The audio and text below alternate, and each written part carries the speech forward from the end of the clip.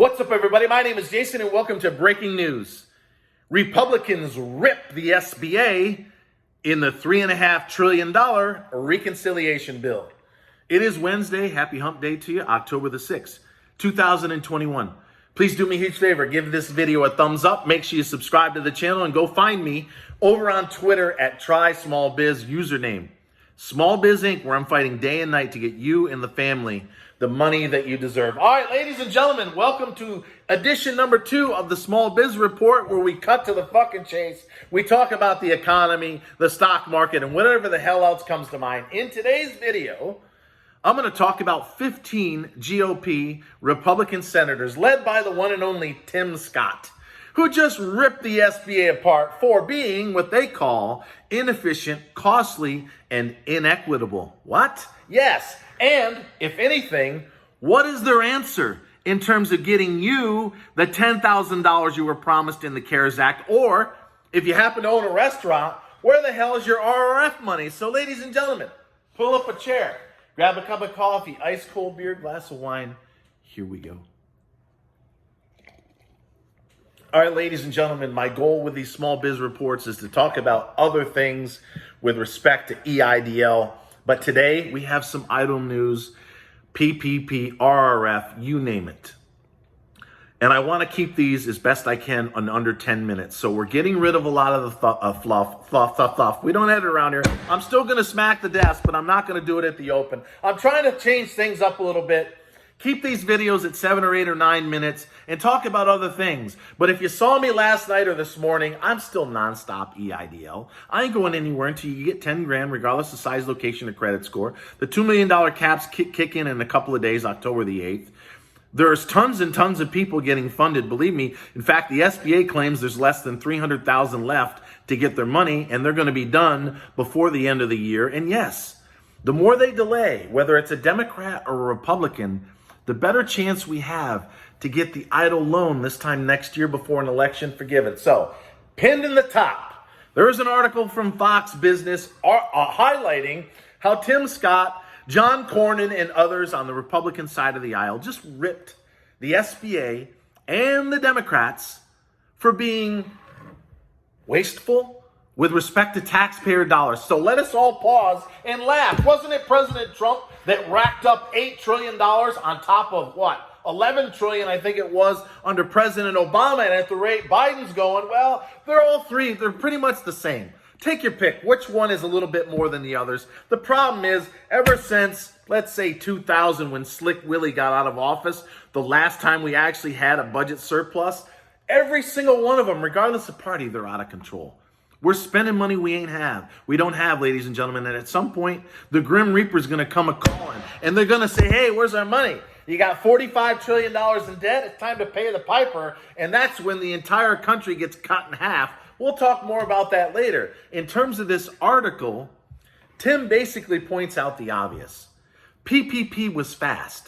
They loaned out a hell of a lot more money than they have with EIDL, about $292 billion, but they loaned out over $1 trillion in total in a couple of rounds of PPP. Okay, fair enough, Tim. And he claims the fraud was much less, 6% according to him, saying that EIDL was 25% fraudulent based on an old Government Accountability Office report. Look, ladies and gentlemen, I'll give the Republicans 10 to 15% fraud, but that was a year ago. The reason why it's taken so long right now to get you and your family your money is they're checking everything. You got to have a 4506T. You've got to have your taxes done. God knows what they're doing in terms of these bots, in terms searching LLC, S-corps, your website, criminal records, and everything else. That's why it's taken so long. They pretty much wiped out 99% or close to it of the fraud that we did have last March, April, and May. So this is what really bothers me. And again, they're all full of shit. It doesn't matter what side of the aisle, ladies and gentlemen. And if you followed me for the last 17 months, I've torn them all apart. What's wrong is wrong, and both sides are wrong. But Tim basically says there's too much fraud on the EIDL side. He doesn't like the SBA because it's inefficient. Okay, I'll give him that one. But it's much better in the last 2 months than it ever was. Now that the Office of Capital Access has taken over, we must admit that. Costly? 3.75% loans are costly? Inequitable. I find that humorous. Look, for the most part, the Republicans are for the rich. Yes, there's a few farmers in Iowa that are middle-class Americans that voted Republican. But for the most part, and you know this, they lean towards the rich. The Democrats used to be about middle America, right? The middle class Joe. But they've gone so far to the left, it's now about underserved or what they call low-income communities. They have forgotten about tens of millions of middle-income families, the kind that I'm fighting for every day, that were promised 10 grand in the CARES Act. They've both forgotten about 177,000 restaurants that were denied access to RRF 6 months ago when the money ran out. And even though Tim Scott is right in some cases about it being slow or inefficient, Tim, my question to you and John Cornyn, Republican in Texas, okay, where the fuck is more PPP? You claim you don't want them doing 7A and 504 loans.